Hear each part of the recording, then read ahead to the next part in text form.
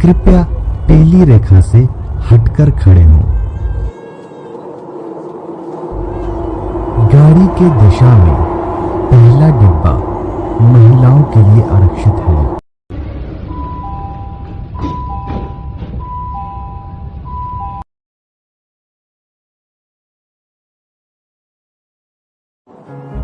कृपया पीली रेखा से हटकर खड़े हों।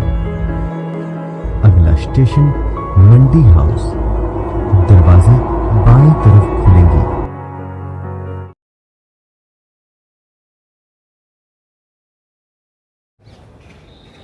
धीरे धीरे जैसे जैसे मेट्रो आगे बढ़ती गई, मेट्रो के सभी स्टील के टायरों में मेरे बेटे के शरीर का खून लगता गया।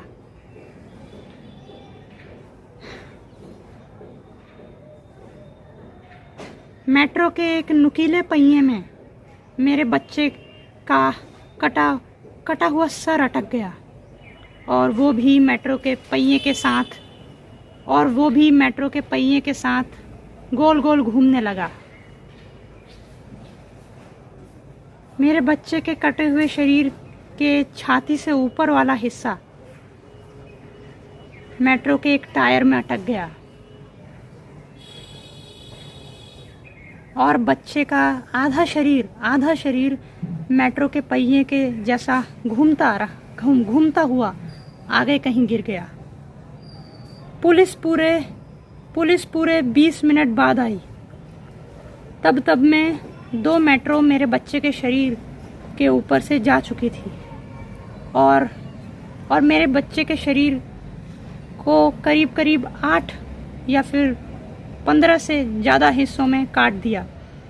पैर कहीं अलग, हाथ कहीं अलग, छाती और सर कहीं अलग, पर सारे शरीर के अंग मेट्रो की पटरी पर ही कहीं पड़े थे। कान कहीं अलग, कान भी।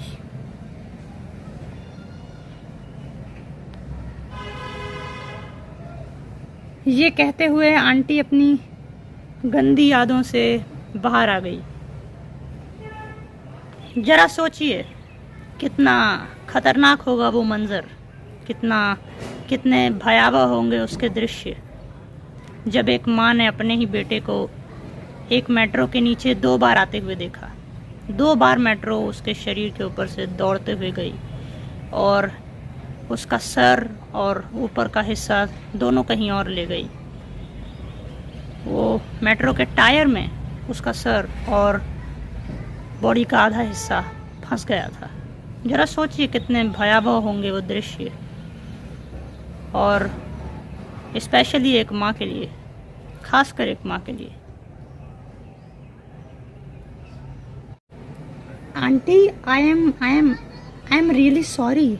जो भी आपके बच्चे के साथ यहाँ पे हुआ एक्सीडेंट था, एक खतरनाक एक्सीडेंट।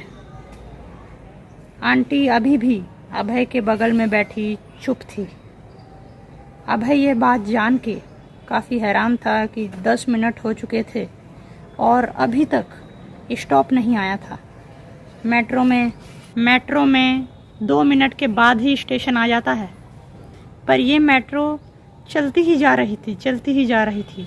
10 मिनट से किसी भी स्टेशन पर रुकी नहीं थी।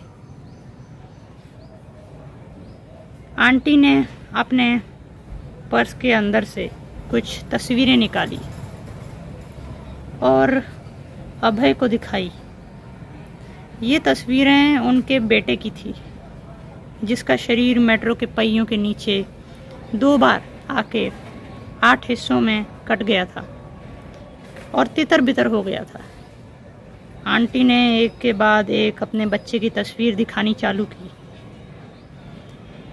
ये तब की तस्वीर है, आंटी ने कहना चालू किया, ये तब की तस्वीर है जब उसने चलना चालू किया था। आंटी ने एक पिक्चर दिखाई जिसमें एक बच्चा चलने की कोशिश कर रहा था। ये तब की तस्वीर है जब उसने सबसे पहले खाना सीखा था। आंटी ने दूसरी तस्वीर दिखाई जिसमें एक बच्चा खाने की कोशिश कर रहा था अपने हाथों से। ये तब की तस्वीर है जब उसने सबसे पहले स्कूल के कपड़े पहने थे। आंटी ने सिसकते हुए कहा। ये तभी की तस्वीर है। फोटो में उनके बच्चे की तस्वीर काफ़ी प्यारी थी।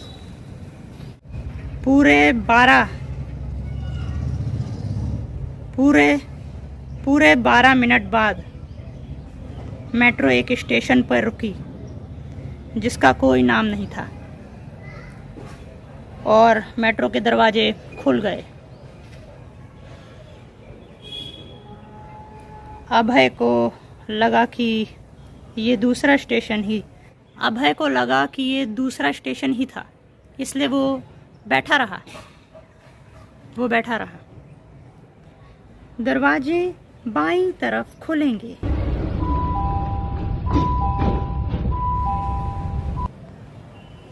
आंटी अपनी सीट से उठी और मेट्रो से बाहर निकलने लगी।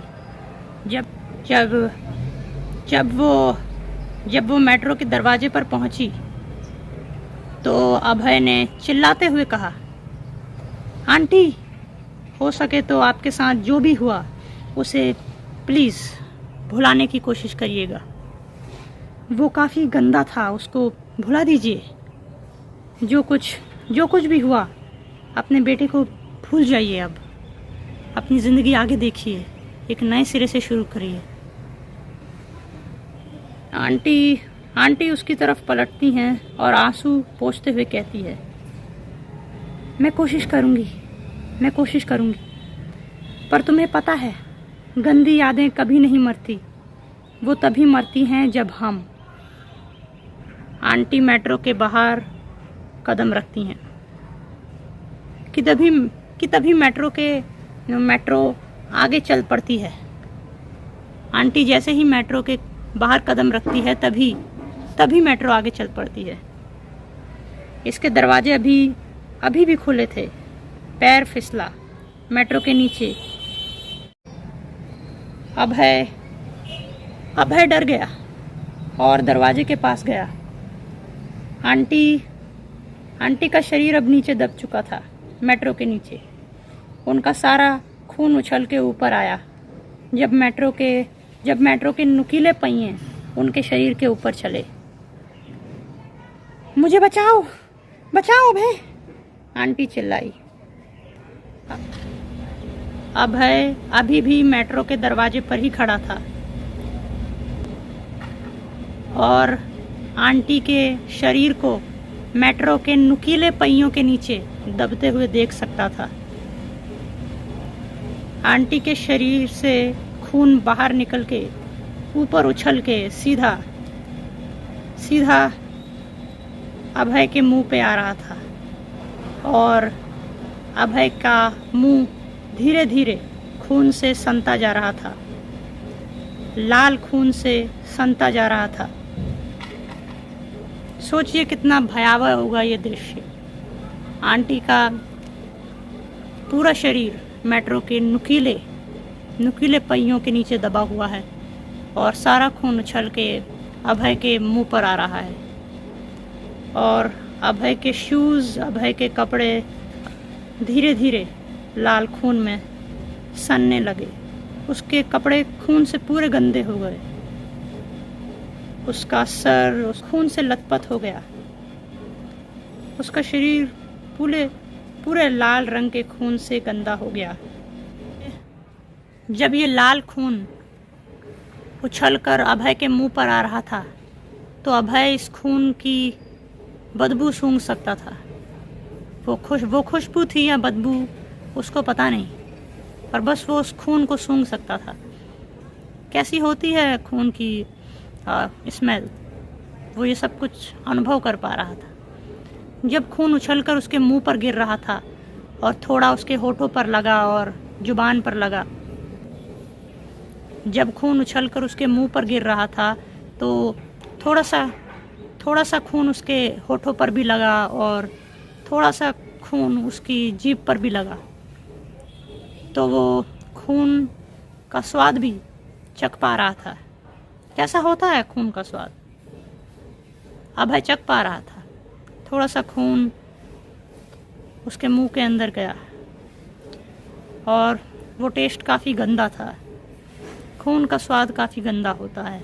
उसने पहली बार नोटिस किया, अभय ने पहली बार नोटिस किया कि खून का स्वाद बिल्कुल भी अच्छा नहीं होता। इसमें कोई स्वाद नहीं होता, ये बेस्वाद होता है। ना नमकीन, ना मीठा, ना खट्टा, ये काफ़ी बेस्वाद होता है। और वो अभी भी आंटी की तरफ देख सकता था। ये काफ़ी अजीब अब अनुभव था कि ये मेट्रो चलती भी जा रही थी और आंटी के शरीर को कुचलते हुए आगे बढ़ रही थी। इसके नुकीले पहिए, ऐसा लगा कि ये मेट्रो आगे नहीं बढ़ रही थी, बस इसके नुकीले पहिए आंटी के शरीर को कुचल रहे थे। आंटी के शरीर में घुस रहे थे। ऐसा लगा कि ये मेट्रो के नुकीले पहिए सिर्फ आंटी के शरीर में घुस रहे थे। मेट्रो आगे नहीं बढ़ रही थी। अभय के सारे कपड़े खून से गंदे हो गए। आंटी अभी भी चिल्ला रही थी, बचाओ अभय, अभय बचाओ। अभय बड़ी आंखों से मेट्रो के ट्रैक, अभय बड़ी आंखों से नीचे मेट्रो के ट्रैक को देखता रहा जिसमें आंटी का शरीर फंसा हुआ था और मेट्रो के नुकीले पहिए आंटी के शरीर को बुरी तरह से कुचल रहे थे। आंटी का सारा खून अभय के मुंह पर और कपड़ों पर गिर रहा था। ये सब देख के अभय बहुत डर गया और जैसे उसके शरीर में कुछ हो गया हो। वो यकीन नहीं कर पा रहा था कि वो ये सब देख रहा था। अभय मेट्रो के दरवाजे से थोड़ा पीछे हट जाता है। अभय मेट्रो के थोड़ा अंदर आ जाता है और आंटी को देखना बंद कर देता है। आंटी के मेट्रो के टायर के नीचे फंसे हुए शरीर को देखना बंद कर देता है और मेट्रो के अंदर आता है। अभय मेट्रो के अंदर आते ही बेहोश हो जाता है। मेट्रो के बीचों बीच उसका सारा खून अब मेट्रो के अंदर भी गिर गया था, जो भी उसके कपड़ों में लगा था। दरवाजे बाईं ओर खुलेंगे, इस आवाज के साथ अभय की आंखें खुली और मेट्रो के दरवाजे भी।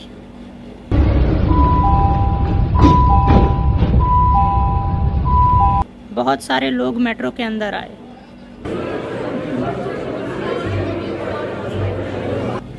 अभय मेट्रो की सीटों के बीच आधा बेहोश पड़ा था। कहाँ गई वो आंटी? उसके मन में सबसे पहले यही सवाल उठा। अभय के कपड़ों पर अभी भी खून लगा हुआ था और उसके मुंह पर भी वही खून जो आंटी के शरीर से ऊपर उछल के उसके मुंह पर आ रहा था। उसके सारे कपड़े अभी भी खून से सने हुए थे, जैसे कि ये वही मेट्रो थी जिसमें वो पहले उन आंटी के साथ बैठा हुआ था। उसके सारे कपड़े अभी भी खून से सने हुए थे और लोग उसकी तरफ आश्चर्य भरी निगाहों से देख रहे थे, जैसे कि इस लड़के के साथ क्या हो गया हो। ये लड़के, क्या तू किसी के साथ लड़ाई करके आया है? एक अंकल ने हड़काते हुए अभय से पूछा। अभय को कुछ समझ नहीं आ रहा था वो क्या करे और सब अभय के बारे में बातें बनाने लगे कि इस लड़के के शरीर के ऊपर इतना सारा खून कहाँ से आया? क्या तुम मेट्रो से गिर गए थे बेटा? एक बूढ़े अंकल की आवाज़ पीछे से आई। सब उससे सवाल पूछने लगे कि ये सब कैसे हुआ।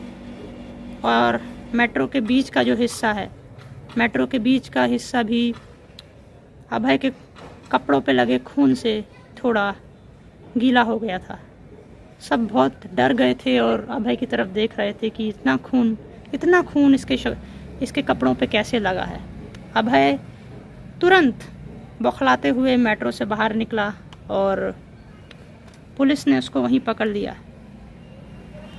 अभय ने जब पुलिस ने अभय को पकड़ा, उससे पहले जब अभय जस्ट मेट्रो से बाहर निकला ही था और मेट्रो उस स्टेशन से आगे चल पड़ी, तो उसने अपने लेफ़्ट साइड मुड़ के देखा।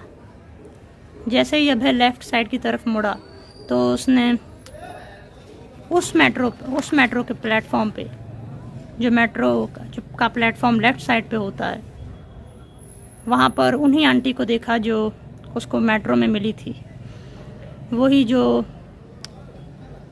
उसको कहानी सुना रही थी। वो आंटी काफ़ी डरावनी लग रही थी।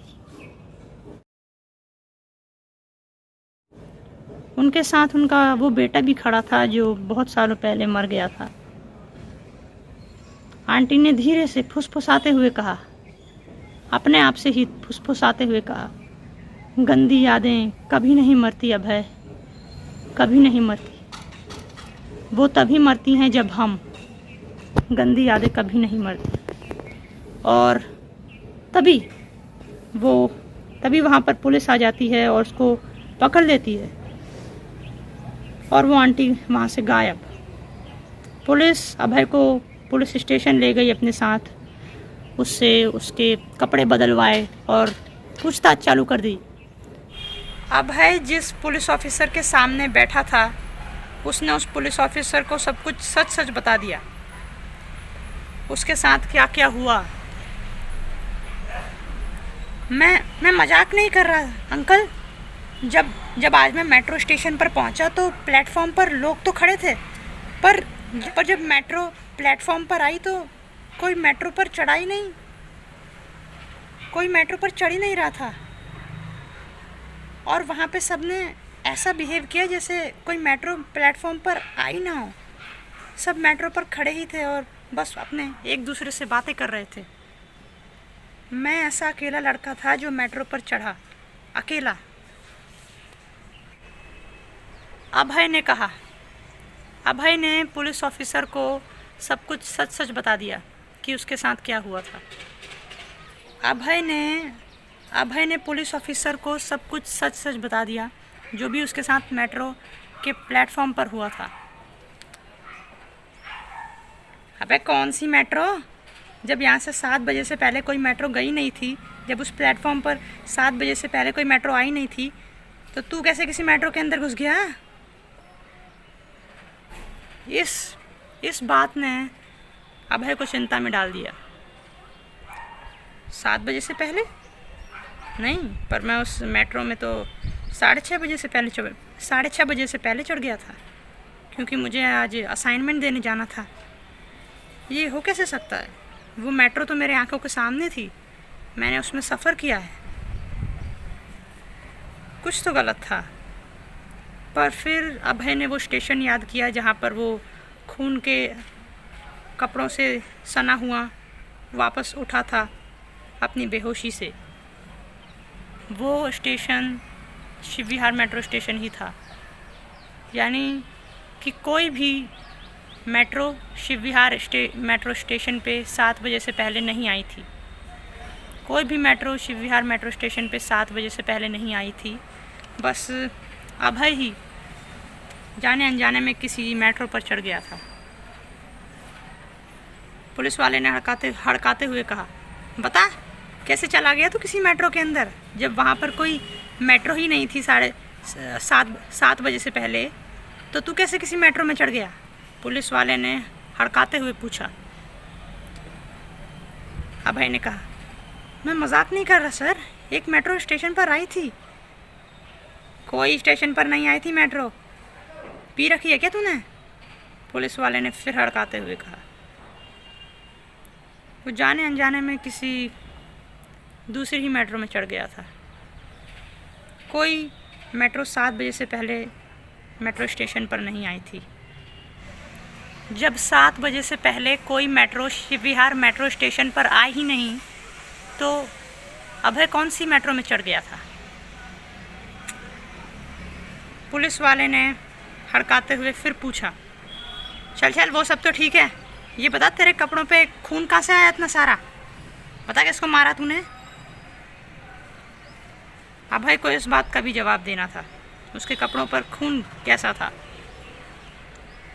वो तो अंकल उस औरत का था। पुलिस वाले ने उस पर अभय पर ध्यान दिया। कौन सी औरत का?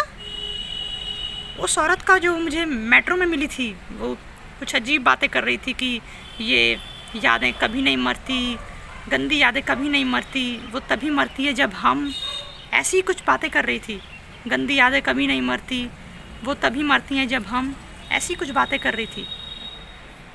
वो औरत सर बस मेट्रो के, अबे हकलाया, वो औरत सर मेट्रो के पहियों के नीचे आ गई थी और मेट्रो के पहिए उसके ऊपर, उसके शरीर के ऊपर दौड़ रहे थे। उसका सारा खून मेरे कपड़ों पर आया। वो उसी का खून था सर, वो उसी का खून था सर, वो उसी का खून था, उसी औरत का। पास ही खड़े एक पुलिस ऑफिसर ने अपनी आँखों को नीचे कर लिया और जो पुलिस ऑफिसर अभय से पूछताछ कर रहा था उसके कान में कुछ फुसफुसाया। सर, ये औरत तो उस औरत की तरह लग रही है ना, जो ये कहानी तो कुछ उस औरत की तरह लग रही है जो यहाँ पर इसी मेट्रो स्टेशन पर अपने बच्चे को खो बैठी थी। हाँ सर, हाँ, ये उसी औरत की तरह लग रही है जिसने अपने बच्चे को इसी मेट्रो स्टेशन पर खो दिया था और फिर शाम को इसी दिन अपनी जान दे दी थी उस औरत ने। पर यहाँ पर नहीं, शायद से कश्मीरी गेट मेट्रो स्टेशन पर। हाँ, कश्मीरी गेट मेट्रो स्टेशन पर। सर, क्या आपको याद है वो दिन जब एक ही दिन एक माँ और बेटे की जान गई थी इस दिल्ली मेट्रो की वजह से? क्या आपको याद है सर वो दिन? जो ऑफिसर अभय से पूछताछ कर रहा था उसने अपना सर नीचे झुकाया और कहा, हाँ, वो दिन मुझे भी पता है, अच्छे से याद है। अभय जानने को बहुत उत्साहित हुआ। उसने कहा, कौन सा दिन सर? कौन से दिन की बात कर रहे हैं आप? प्लीज़ मेरे को ही बताइए कुछ। अभय ने पुलिस ऑफिसर से पूछा और जो पुलिस ऑफिसर अभय के सामने बैठा था उसने अभय को कुछ बताना चालू किया। एक्चुअली बस 6 महीने पहले एक औरत के बच्चे की यहाँ पर जान चली गई थी। 6 महीने पहले उसी मेट्रो स्टेशन पे एक बच्चे की मेट्रो ट्रैक पे गिरने से मौत हो गई थी। एक मेट्रो ने उस बच्चे के शरीर के 16 टुकड़े कर दिए थे, या 16 से ज़्यादा। वो बच्चा मेट्रो ट्रैक पर गिरा, इसलिए उसके शरीर के टुकड़े हो गए और उसकी मम्मी ये सदमा बर्दाश्त नहीं कर पाई और उसकी माँ ने भी उसी दिन आत्महत्या कर ली। उसी दिन उसकी माँ ने भी आत्महत्या कर ली थी। क्या कह रही थी वो?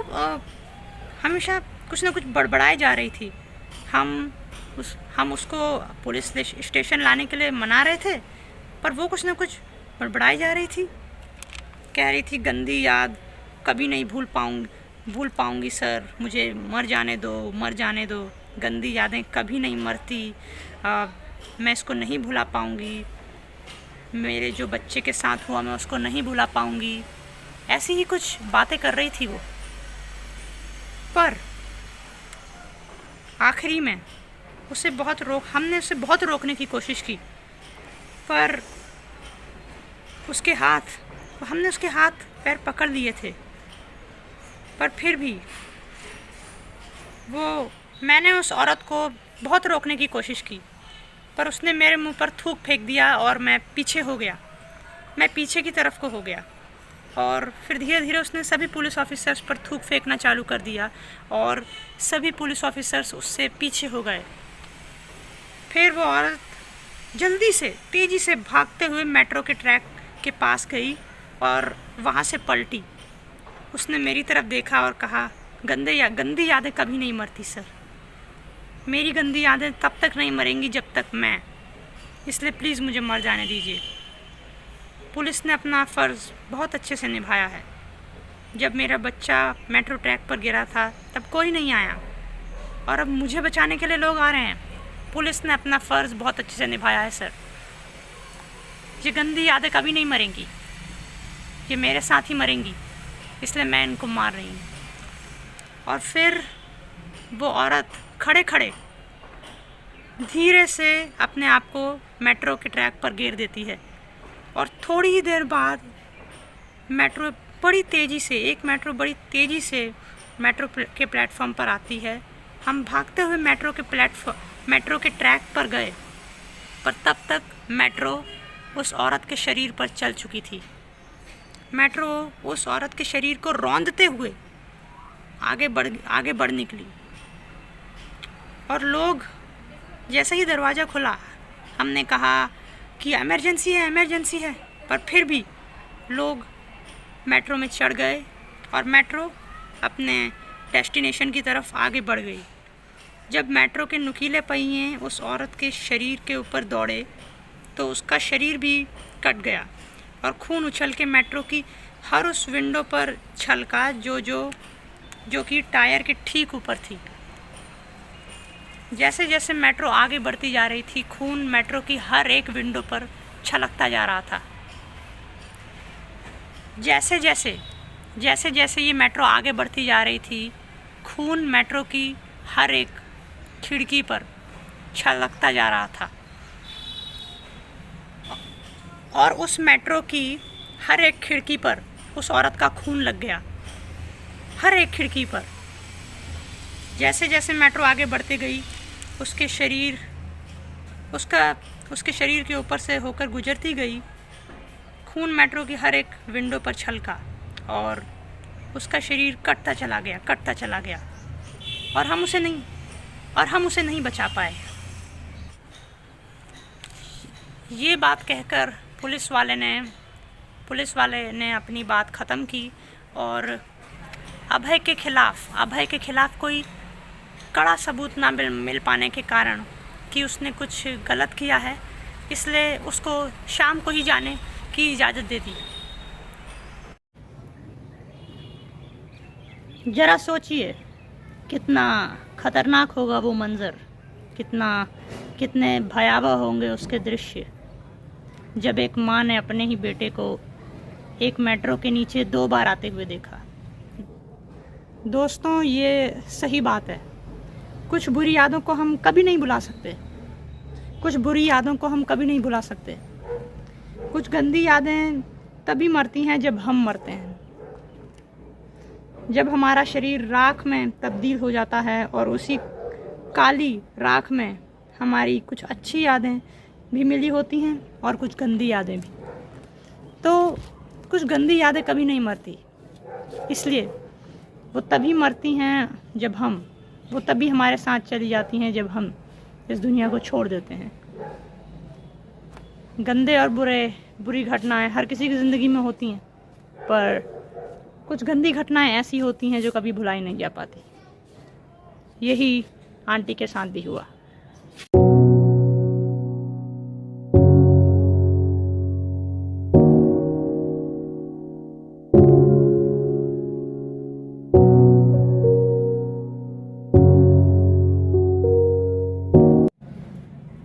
Guys, at the end of this story मैं आपसे ये कहना चाहूँगा कि आप प्लीज़ सपोर्ट कीजिए मुझे, और मुझे आपके सपोर्ट की सख्त ज़रूरत है। And thank you for watching this video, and thank you for watching this story actually. और आपके लिए मैं ऐसी अमेजिंग स्टोरीज़ बनाता रहूँगा। Thank you. मैं एक राइटर हूँ और आप सब लोगों को खूब एंटरटेन करूँगा अपनी हॉरर स्टोरीज से। Thank you.